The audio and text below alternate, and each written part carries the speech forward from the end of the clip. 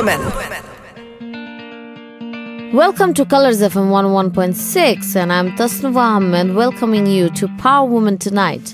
Tonight we have a very special guest with us, and that's Her Excellency Marcia Bernicat, who is the US Ambassador to Bangladesh.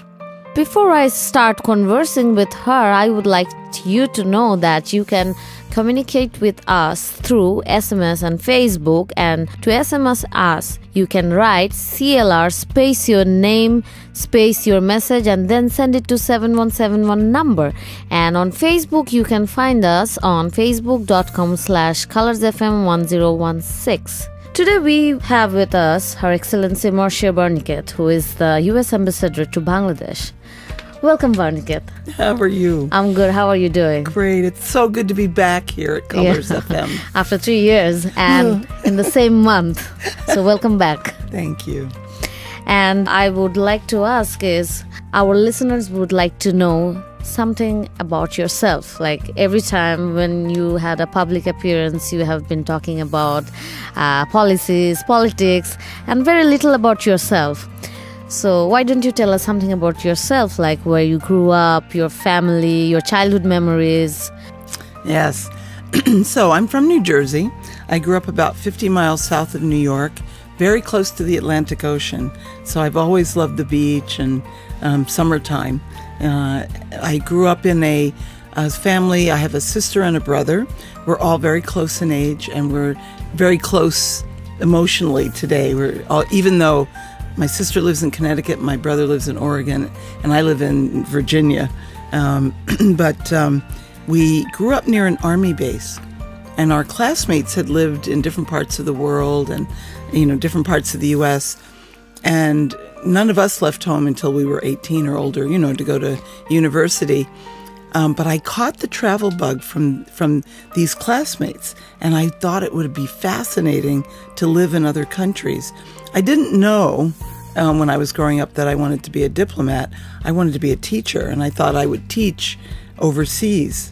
But from my earliest memories, I really liked school, and I really liked learning about other places. Yeah. Okay, that's very nice. And how was the university life like? Where did you go to university? Was it another city? Yes, I went just far enough away from home. I went to a small liberal arts college called Lafayette, which is in Pennsylvania. It was about an hour and a half away from home. So it was my first time living away from my family. It was small enough that I didn't feel lost there, and I knew all my professors and everything. And it was glorious. I just remember this sense of freedom, Away from home for the first time. Exactly. I met I have 3 really best friends in my life, and one of them I met at Lafayette. We were roommates freshman year. And I was invited back this year to Lafayette's graduation. I was the speaker at graduation. They gave me an honorary doctorate in public service, which was really touching. Yeah. And the reason they invited me back, thank you Bangladesh, was because I was ambassador here. And so I got to, wish the graduates the best of luck. Get inspiration from you, your words. I hope so. Yeah. I hope so. And that best friend and another really good friend, we all lived on the same floor in the dorm, and my sister and my oldest friend were all there for the occasion. So it was very really nice.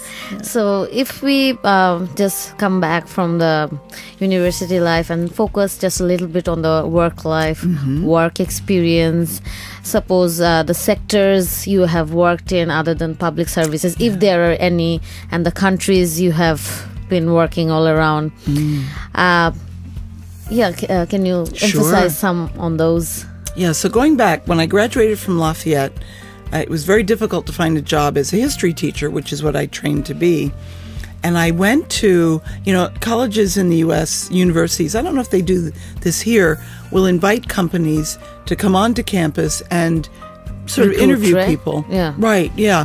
So this company named Procter & Gamble came on campus, and I had signed up I was interested in other things, and so somebody in the counselor's office decided to invite me to a dinner.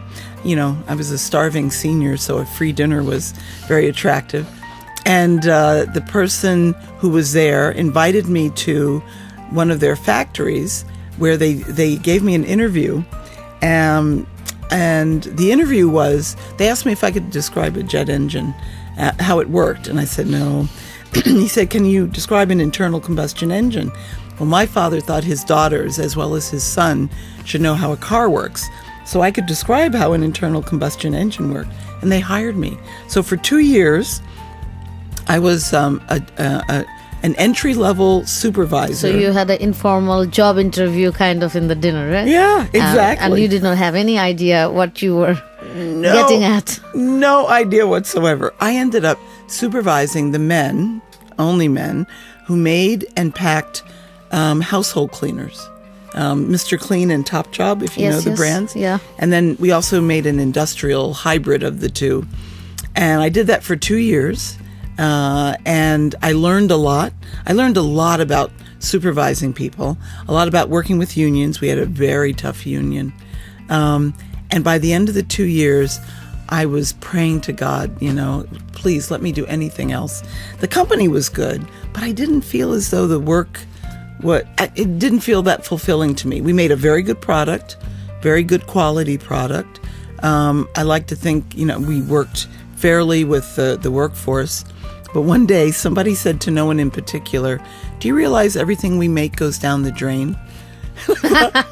Yeah, literally, yes. Literally. And I thought, oh yeah, I got to get back to school. So I went to Georgetown University graduate school, and I was in the School of Foreign Service, and that's where I met my first American diplomat. He was retired. He was one of our professors, and he urged us to do an internship overseas. The State Department sends interns all around the world to work in embassies, and I got to go to Liberia in West Africa. I'd been to Tijuana, Mexico. So that would be your first outside of USA. Well, yes and no. Yeah. I'd attended the Olympics in Montreal in 1976. So I'm really dating myself. And then I'd been to Tijuana, just across the border, you know, from San Diego in California. Those barely counted as overseas trips. So yes, I didn't go to Europe first. I went straight to West Africa. Yeah. And we in the State Department use our interns like regular employees. You have to get a security clearance. You know, we don't have sort of junior work for you. Oftentimes, like I did, you substitute for an officer who's on leave, you know, on summer holiday. So I was the economic and commercial officer for 4 months. And it was fabulous. I got to escort Andrew Young, who was he was our ambassador to the UN at the time, but a real civil rights icon. The former mayor of Washington, D.C. came through, and you know we escorted him around. Skylab, which was supposed to be the first permanent orbiting space station, fell to Earth that summer, and Liberia was in the pathway. So they sent the intern to tell the government of Liberia it might fall on them. That was challenging. I wrote reports, you know, I represented the embassy. And I'll never forget, our deputy ambassador looked just like Colonel Sanders, you know, of Kentucky Fried Chicken, right down to the little string tie and the little white beard. And his name was Julius Walker. And he said, Marcia, he said, I want you to go back, read the files, ask lots of questions of people. And he said, remember, you can't make a mistake so bad that we can't fix it. Talk about empowering, you know? Because I told him, I said, sir, I've never worked for the Department of State, never worked at an embassy before, never left, you know, the United States really before. And he trusted me. And by about halfway through the summer, I thought, I know what I want to do in life. And I came back, took the exam. In public service. Yep, absolutely. So this is how it started. Yes. So I can say that this has been your passion, that you enjoyed being in different places, working with the policies. Yeah? Absolutely. Okay. Oh, yes, absolutely. As an ambassador of the mission, what are the sectors you have worked in, and which one, like if you compare, that you have done more passionately than rest of the others? Like if there is one single sector you would want to point out? Yeah. Wow. You know, we have such a deep relationship with Bangladesh, a partnership, really, that I've gotten to do so many different things. So if you make me pick one, it'll be hard. That's why the question actually says. Yeah. So I think for me, what I like best about public service is the opportunity, hopefully, to change people's lives. You know, to help improve them in some way. And I think while there's a lot of work to be done, being able to respond to the crisis for the Rohingya has been a really unexpected area. I so deeply admire the Honorable Prime Minister, the people of Bangladesh, for accepting so many people who are, of all the refugees in the world, you know, for people who have suffered the longest in their own home country. Yeah, and being a developing country where our people can't have proper food and education all throughout the year, we accepted so many people. Exactly. And of all the reasons you did it, the one that touches my heart the most was when I've heard people say, we were refugees during 1971, and so now it's our turn to give back. What an amazing, that they did not forget the past. Exactly, exactly. So, that's been, as heartbreaking as it is to meet people and hear their stories, I'm really proud that we've been able, as the United States, not only to provide funding to help the Rohingya, but we also have programs in Cox's Bazar, in Teknaf, to help the host communities and even what they call the impacted communities as well. And that we have a very vigorous foreign policy in holding Burma's feet to the fire to be held accountable for what was done to the Rohingya. So I think that's also important to begin the process that will allow people to allow Rohingya to go back to their homes. I think that's very important to do. Absolutely. No one should get away with that. Yes. Yeah, absolutely. So the Rohingya issue just came in the middle of your 3 years tenure and it wasn't quite planned. But other than that, any other thing that you would like to mention? Yeah. I've always had a real interest in outer space, and I know you're probably wondering, where is this going? And we do a lot of commercial advocacy, right? For Bangladeshi business people who want to either sell goods in the U.S. or buy goods from the United States, we help connect them with companies. And we certainly have worked hard to bring companies to Bangladesh to invest. So we're really proud of Chevron's role here and GE's role. But even, companies like Uber who are doing fantastic. But among the different commercial things that I've been able to do, I'm really proud of the fact that we were able to connect BTRC with SpaceX, which launched the Bangabandhu 1 satellite. Exactly. I couldn't be in Florida for the launch, which was heartbreaking. But even watching, I would say to your listeners, if you have not watched the YouTube video, watch it, because not only can you see your satellite being positioned over Bangladesh, but you also see the rocket fall back to Earth and land on a drone ship, because that's SpaceX's technology, is that they found a way to reuse that big booster rocket, which makes space transport possible, but also very expensive. So, in your eyes, how do you see the cultural exchange of the two countries? We are very different culturally, we are very different geographically, everything is very, very different. So, how is it from your part? How did you cope with it? How do you see it? Well, I've said this throughout my stay here. Bangladeshis don't welcome a visitor like an honored guest, which would be wonderful. You welcome us as if we were coming home again, like we're family. I've always felt that. I have felt it in villages. I have felt it on the river, sailing in the Sundarbans. I have felt it in government offices. And so I think the cultural exchange begins there. You know, if you feel welcome, you're all that much more open to everything else about your experience. I mean, I joined the Foreign Service because I wanted to be out in the world and I wanted to learn about cultures. But I've lived in and I've visited countries where it's kind of hard work. You know, you kind of have to chip away at people who are not that open. Just the opposite here in Bangladesh. Here, have more food, have more, especially the food, you know.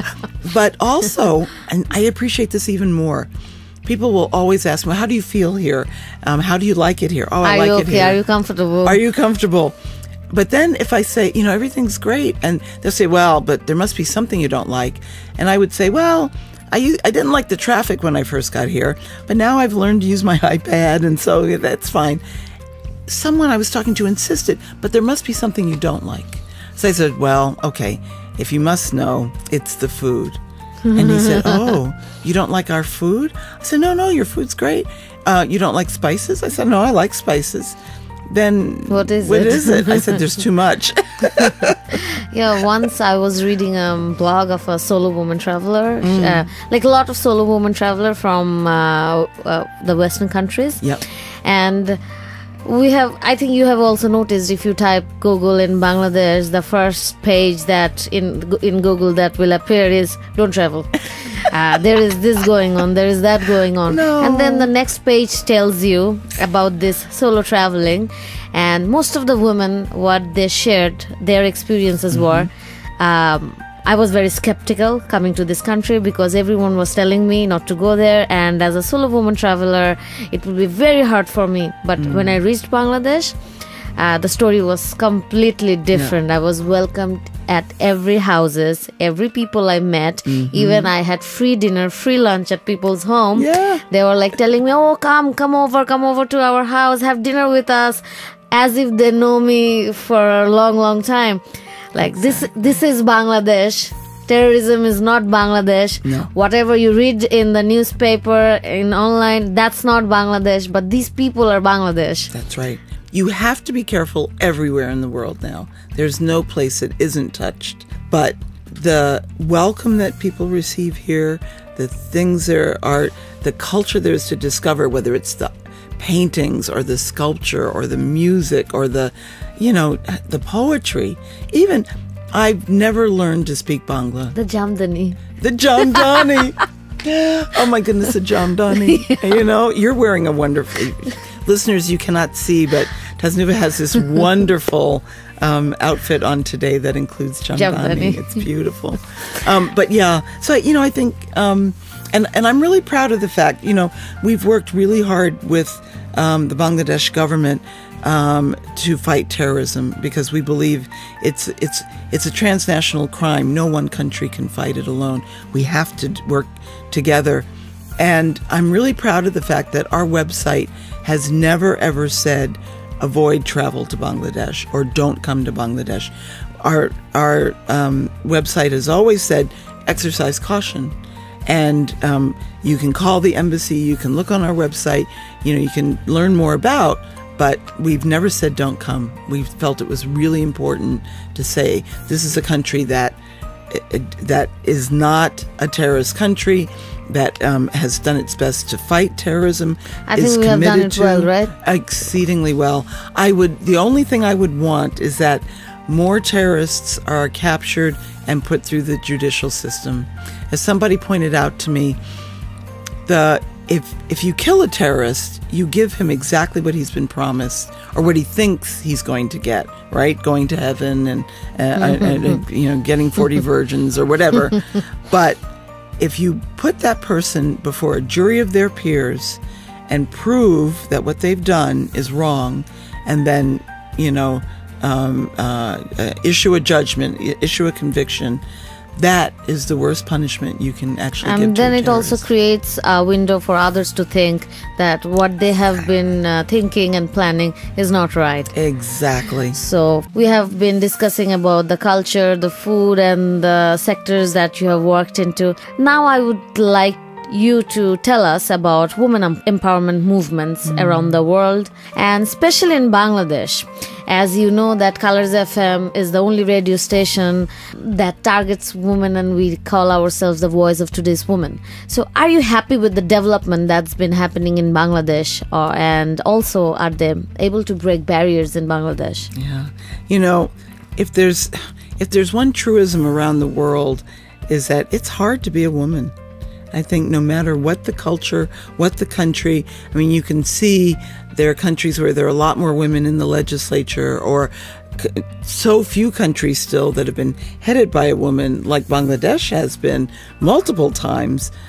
But empowerment goes a lot deeper than that, or it must go a lot deeper than that for it to be meaningful. You know, can a woman truly compete with a man for a job and win it on the merits? You know, I would never say that, you know, a job should just be given to a woman because she's a woman. There's some things like, you know, counseling for women who have been abused, where they would be more open to a woman, certainly. But, you know, in terms of job, what we want, I think, as women is just to have an equal shot at those opportunities. And inevitably, if you are sitting in a boardroom, if you're sitting in a classroom, if you're on a team, women add a different dimension. I mean, diversity of all kinds adds more texture and a better outcome to anything that's happening. I think at the more painful end of the process is how many women are still subjected to gender-based violence, to sexual harassment or abuse. And I have to say the hashtag #MeToo movement has been really important. And I think it's been a reminder for women around the world that, one, talking about your experience, if you can, helps other people. It helps other women who have been victims. It helps other women who can avoid getting into a situation if they can. It helps the men in our lives to understand what we've been through, because we can't do any of this alone. We shouldn't. And I think some of the most powerful women, when you think about it, in the world, coming out and talking about their experiences has been a great leveler. You know, that perhaps they can more easily take action now. You know, I worry about the woman who doesn't have financial resources, who doesn't have the ability or even the knowledge of knowing that she can speak out. So I think we have a long way to go, not just here in Bangladesh. I have to generalize it because I'm really I was admirer. also coming back again to the point, like, what do you think about Bangladesh, that how far have we gone on that, according to you? Right. Well, you know, again, at the highest end of the scale, you've had prime ministers, you've had speakers, you've had of parliament, you've had, you know, leaders of the opposition who are women. At if you will, the other end of the socioeconomic scale, you have raised more people out of poverty over the last decade alone. You're one of the few countries that met the Millennium Development Goals, and who benefited? Women and children. And so there's been a lot of progress. But I think, again, I can't tell you how many times I've walked into a meeting and only been able to count a few women, you know, whether it be a group of business people or politicians. I will tell you, one of the most invigorating meetings I've attended here was women politicians from both the Awami League and the BNP, who were meeting with several leaders from each party and the chief election commissioner. And it was amazing. If you closed your eyes, you could not tell who was talking from which party. Why? Because they wanted the same thing. They wanted more candidacies. They didn't want kitchen or home related symbols. They wanted financial backing to run. And it didn't matter what party they were from. So that tells me so that the goal is common when the woman is out there and want to achieve something. Exactly.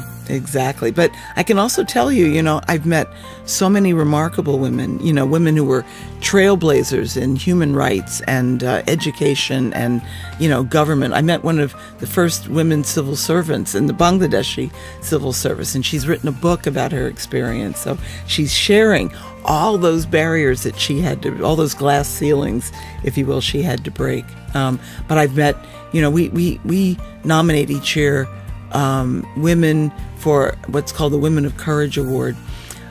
We get one winner for each region. For 3 years running, women from Bangladesh won that award. A journalist, a lawyer, and the most remarkable was a young woman who wanted to continue her education, but her mother found something like a 60-year-old man to marry her to. She, with the help of relatives and her schoolmaster, sued her mother and this fiancé, and she's now about to enter university. And she was our third of 3 women of courage. And we had to go back to the Department of State and said, can we nominate a girl? Because she's not yet a woman. And they said, absolutely. And she went back a year ago and received that award.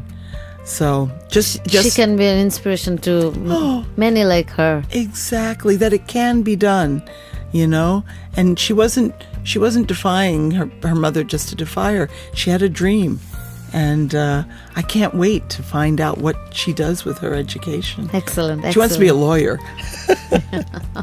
And maybe she plans that she would save some more girls or women who will suffer or going to suffer in this way. Exactly. Maybe that's all she wants. Yeah, exactly.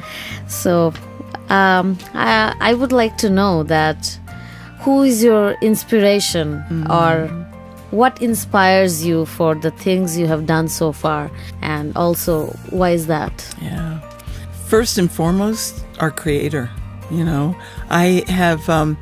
I've always believed in God, and I have to tell you that especially whenever I'm lost or worried or frightened even, I pray. I start to talk to God and say, please help me through this, and what is it you want me to do? What is it you want me to say? I think when we depend on our Creator, he responds to us, and if we're doing His will, no one can defeat us. I'm inspired by the women in my life. I had a very strong mother. And her sister. They were amazing.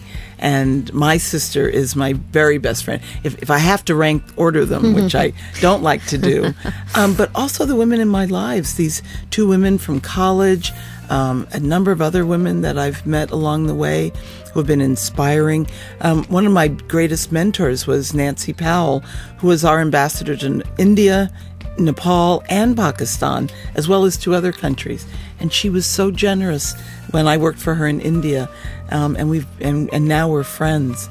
My very first boss, who was a secretary in my high school, and I worked for her, she taught me how to work in an office, how to, dress properly, and how to, talk to people. She groomed you in a way. She groomed me. She's my very first mentor. Yeah. Martin Luther King, Dr. King, has to be. Nelson Mandela, Mahatma Gandhi. And I love how, Mahatma Gandhi was inspired in part by Jesus, and how Dr. King was inspired by Gandhi. How those lessons of righteousness and doing the right thing were passed to people, and in a peaceful way.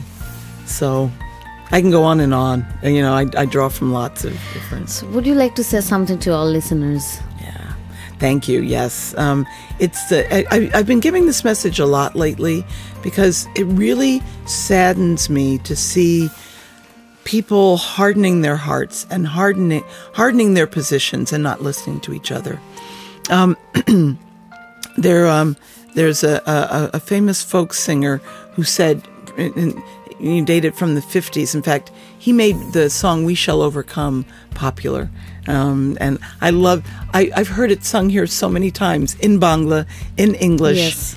in Hindi. English. Rohingya refugee children were singing it in English even, But this singer said that it is important to learn to talk to people with whom you disagree. And that's a really powerful thought when you think about it. If I'm only ever talking to people I agree with, and that's kind of what we do, right? Most of our friends think generally the way we think and have the same values we have. But to talk to somebody of a different religion, of a different political party, of a different culture, we don't have to change the other person's mind. But if we hear what they have to say, if we try to understand why they have the position they have, then our ability to find some middle ground will be a lot easier. It's really easy to condemn someone if you don't know them, or to condemn a group of people. But it's really hard to do that if you've gotten to know them, even a little bit. So what I would say to your listeners is, try to seek out people with different opinions, not to fight with them, but to listen to them, and to come away with a better understanding of why they feel the way they do. We only have one planet. If you think back to space, astronauts, anyone who goes to space comes back, I'm told, very changed, because they get to see how fragile a part of the universe we're all living in. Yes. And we really need to do a better job of taking care of it. Of our home. Right, of our home and of each other.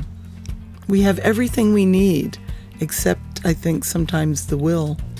And it begins with talking to that person that you would disagree with. Thank you so much. Thank you so much for your time. You're welcome. And thank you for coming to Colors FM and talking to our listeners and to us. And your message will be very valuable to the listeners, I hope, and it will inspire a lot of people.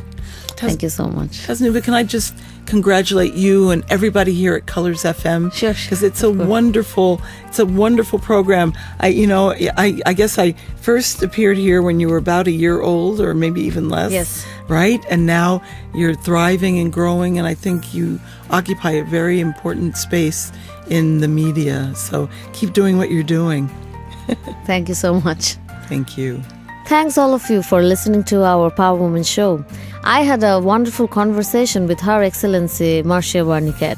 And I do agree with her that Bangladesh is not what you see in the newspaper or what media tells you. Bangladesh is about its people. The warmth they offer you or to anyone unknown is what makes Bangladesh very special. And I have not heard any foreigners telling us that Bangladeshis are not friendly. Bangladeshis are damn friendly. And this is what you heard from her as well, that she has enjoyed 3 years of her tenure in Bangladesh a lot. It's time to say goodbye now.